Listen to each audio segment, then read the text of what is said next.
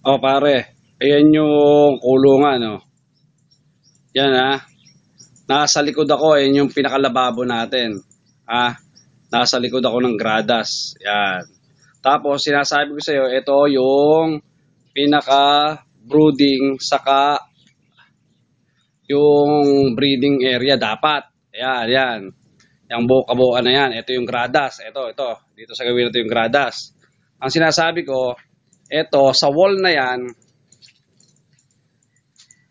sa wall, diyan ko ipapatong lahat yun, no? Nakaangat siya, yan, dyan, sa wall na yan, yan. Yan, paikot na yan, papatungan ko yung wall na yan, dito. Diyan ko ipapatong yung 20 butas. So, nakahang siya sa wall. Yung tae niya, dumidiretso lang dito sa ibaba, yan, dyan, oh, dyan. Tapos, tong buong area mo na to, tong area ng brooding, to, sa breeding, magiging brooding area siya, papagawa na lang tayo ng kulungan. Yung gradas yan, pinasukan ng tubig yung ano, kasi yung mga walangan lona. Tapos, ang gagawin na lang dyan, ayan yung kikisame yan, ayan yung kisame.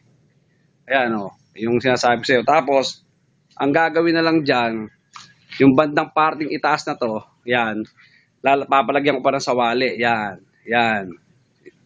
Hanggang doon sa ibabaw. Tapos yung mga nakita mo mga tubong, yung mga kahoy na naka-slant na ganon, pawid ang ilalagay ko. Kaya alam, madalang yung pawid. Yan. Ayun na lang ang pagawain dyan. Okay. Nakita mo yung ano, ilalagay ko yung ano dyan, yan, nakasabit dyan, oh, parang nakasabit dito. So yung breeder niya, nakahang dito sa may wall na yan. Pero andyan siya, nakapatong lang siya dyan. Gagawa na lang na stand dyan. Kasya mga 4-5 dyan.